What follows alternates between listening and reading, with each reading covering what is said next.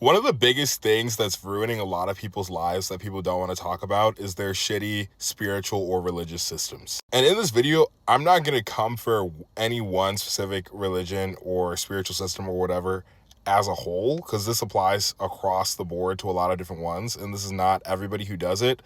But a lot of people are practicing spirituality and religion in a way that is fundamentally rooted in egotistical illusions to escape aspects of their life they don't like. For example, they'll be like, oh, I don't need to worry about this or that issue. God's going to have my back and take care of it.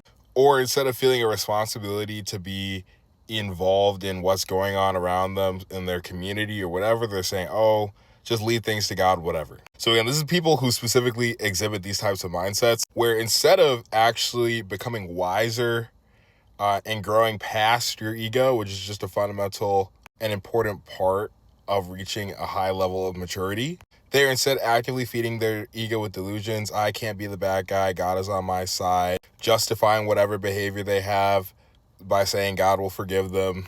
And it's not just traditional religions I see people doing this with. There's a lot of new age spiritual traditions where they'll do spiritual bypassing, so ignore real world issues with spiritual things. And I've been guilty of this too, honestly. They'll say, oh, I don't need to worry about the material things happening around me because I'm focused on spirituality, and just let like terrible aspects of their life fall apart. But the reality is you can't focus on spiritual growth if you don't have a physical foundation of your food and your finances that you need to get food and shelter and all those things in order. Or like instead of addressing the insecurities they have with their ego, they'll try to inflate their ego with like basing their identity off of astrology or crystals or whatever different things. So I don't like, for example, you're a young, I don't know, let's say teenager, you're trying to figure out who you really are.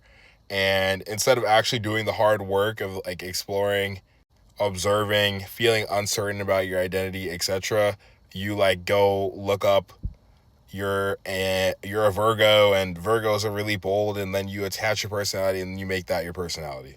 And there's just a lot of examples of this, but the point like you spirituality should be helping you to become wiser, more mature, let go of your ego illusion instead of festering it.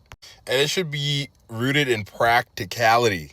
Like if you practice like woo-woo spirituality that completely takes you out of the real world, and obviously, you know, you can, when you're trying to grow and mature, you're going to make mistakes. Like it can affect other parts of your life when you make mistakes. But if you're just literally trying to escape reality completely, something is wrong. Even when you're trying to reach enlightenment and understand that reality is an illusion, the point of that wasn't to escape it. It was actually to come closer. You're supposed to mature past your ego